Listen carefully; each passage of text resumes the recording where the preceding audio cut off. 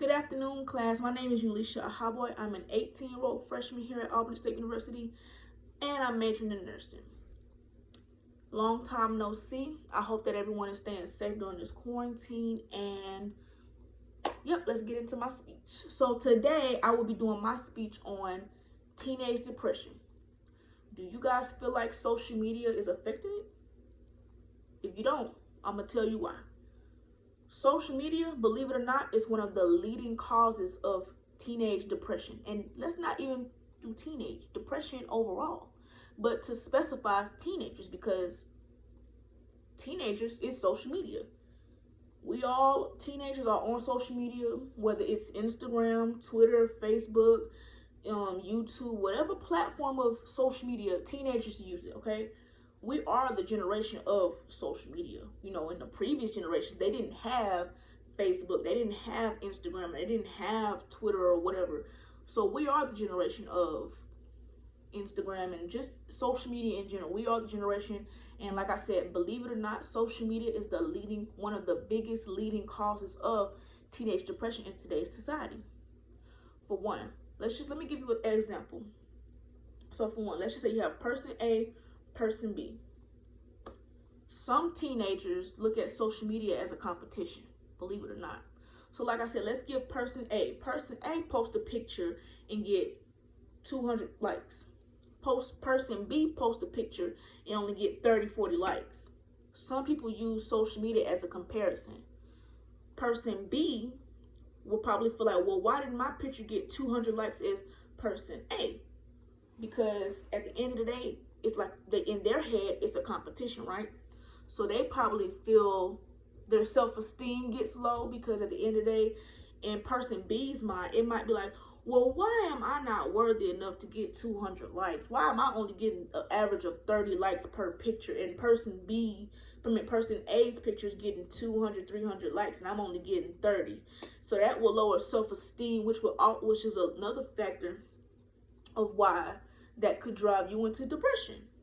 Another reason is social media influencers. Some children look at Instagram and look at Twitter or whatever in an unrealistic light.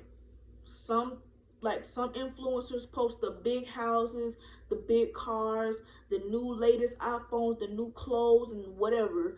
And in a viewer's mind, if I'm scrolling down Instagram and I'm seeing everybody just with all these accomplishments, not me per se, but just say you or a person that you know, maybe in their head like, dang, I wish I could live like that, or dang, I wish I could get the new iPhone, or I wish I could get the new headphones or the new PS4, whatever the case may be. Some people, like I said, compare their life to different social media influencers, and they really wish that some things were for them. But like I said, most of these influencers or most of these social media big name people live their life in an unrealistic way. Everything is pretty much for promotion, everything. So I always tell people, don't believe what you see on social media. Don't compare yourself to somebody that you see on social media, because at the end of the day, you never really know what's happening behind closed doors. They could be posting the glamorous hair, the glamorous nails, the new iPhone, the new Jordans, or whatever the case may be. But at the end of the day, you don't never know what's going on behind closed doors. Another thing is cyberbullying.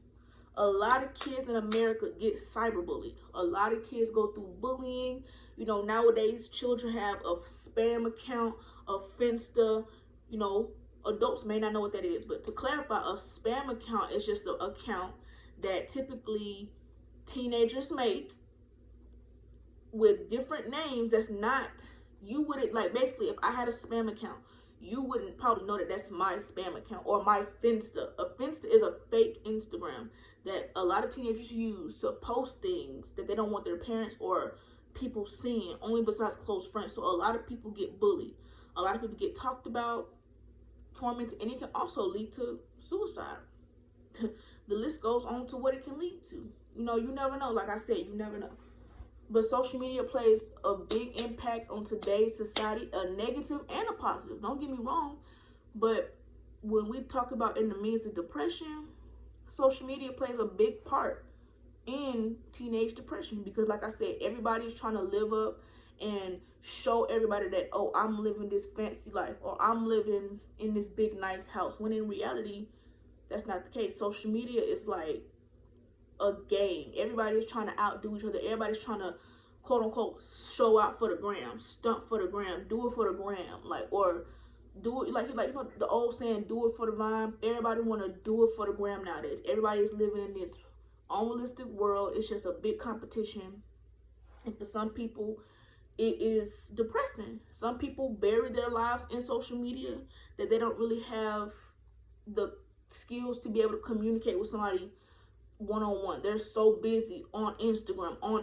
They live an Instagram life, they live a Facebook life. Their life revolves around social media, and that can also be a factor of depression. If you can't do anything, if you can't function without social media, that's a really bad thing, because life is more than just Instagram. Because how do you think people were living before Instagram? They were living perfectly fine, right? Exactly. Life is more than just Instagram. Life is more than just Facebook. Life is, it's a whole world outside of Instagram and Facebook. And I just really hope that people learn that, like, it's Instagram, Facebook is just something to do. It's not who you are. Facebook and Instagram doesn't define you. Amount of likes on a picture doesn't define you. Whether I have 1 million followers and you have 300 followers, that doesn't define you as a person. It's just an app. At the end of the day, if I go on my phone and delete the app today, I'm still going to be the same person I am tomorrow, who I was before I had that app. So that's just the message that I want to convey off to my listeners and to whoever is listening to this video, that you are worth more than Instagram, Facebook, Twitter, YouTube, or whatever platform that you want.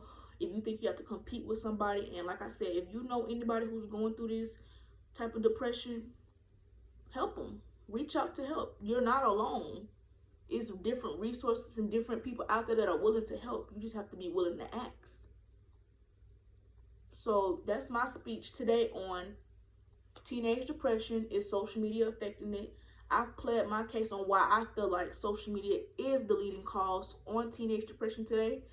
You know, and I would like to hear some of you guys' responses when you watch my video and do my response. I would like to hear some feedback, or I would like to hear some things of why you feel like social media plays a part into teenage depression. So yeah, guys, that's my speech today. It's been an amazing semester. I'm so sorry that this semester really got cut short, that we really couldn't be face to face to see this, but I hope everyone had a great semester. It's been kind of tough with these online classes, but it's the end. We made it through, and that's all that matters. I want to wish everybody the best in their future endeavors, in their careers, in their paths, or whatever route they want to go. Whether you're coming back to Albany State, you're transferring, graduate, I want to wish you the best.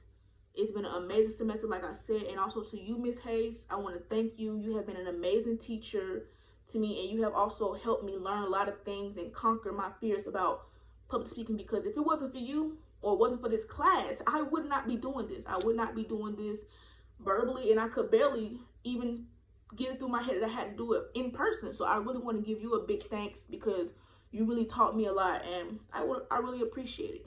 So like I said, everybody have a great summer, and yeah, I hope to see you guys back in the fall. Bye.